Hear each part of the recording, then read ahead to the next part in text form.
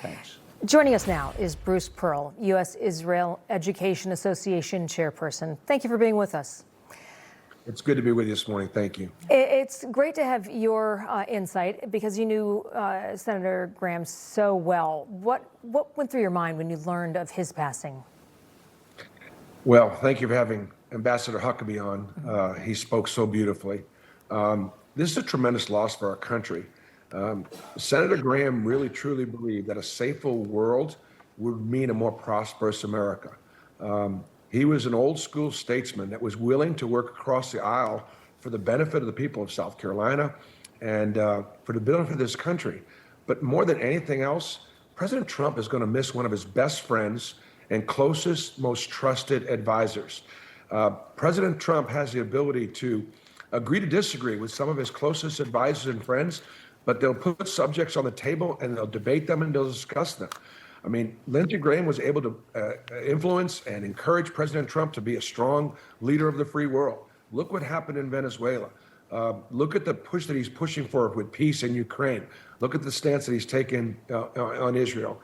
And Lindsey was just a great friend. Call him, text him any time of the day or night. It doesn't matter how big a person you are, how little, he would respond to you.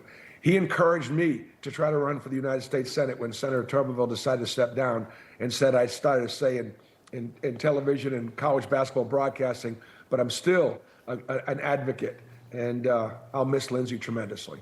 Maybe you should consider it in his honor. That would be great to see. And we're hearing reports, too, that he was just so transparent and made himself easily accessible. But back in February, Senator Graham spoke about how he would like to be remembered. Let's watch. You've had a long career in politics. Not long enough. You obviously want to serve at least 6 more years. You're passionate about a lot of these foreign policy issues. What do you want your legacy to be, especially when it comes to foreign policy, national security? That I spoke up, shared my thoughts, creatively put together coalitions that moved the ball. Yeah, Bruce, we've been hearing also about how he worked across the aisle. Even Democrats are coming out and remembering him and saying great words. Your thoughts? Well, I think it's leadership for people that are in Congress right now.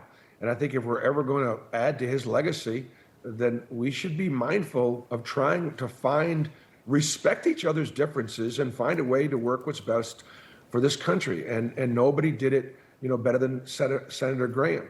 And obviously he is going to be missed. But I do think moving forward in areas of foreign policy, we should ask ourselves, what would Lindsey say right now? What would he have us do?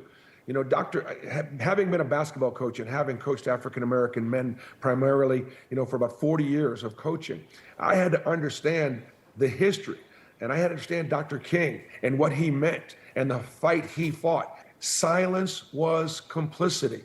He wasn't afraid to say things that would ruffle people's feathers, but you knew what was in his heart and you knew what his convictions were. And in so many ways, Lindsey Graham's voice reminded me of Dr. King's. All right, Bruce Pearl, thank you for sharing time with us this morning.